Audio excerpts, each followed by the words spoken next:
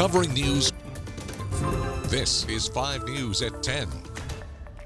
Well, first tonight, not long ago, the Fort Smith Planning Commission wrapped up their meeting to recommend a zoning change for that mysterious Project X.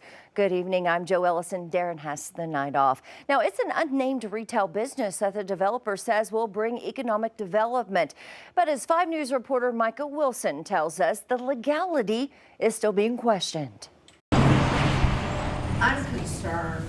Cynthia Parks is just one of many who feel that way about the unnamed project possibly coming to Fort Smith. It will affect our neighborhood, will affect our property values, and will affect whether or not people will come in. Tuesday, they took those concerns to the Fort Smith Planning Commission. We are looking at a request to rezone a tract of dirt, a building. A tract of dirt that could lead to major changes in Fort Smith. So this would be a big retail space.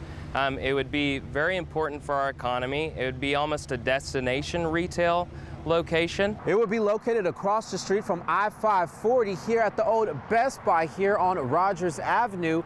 Currently, the majority of this property is commercial heavy, but there's a small part that's not, and they're looking to make the entire thing commercial. It just means that they could actually have retail there. It's the traffic, the noise, what is it going to be? We don't have any information. What we do know is Fort Smith is one of 12 cities being considered for the project.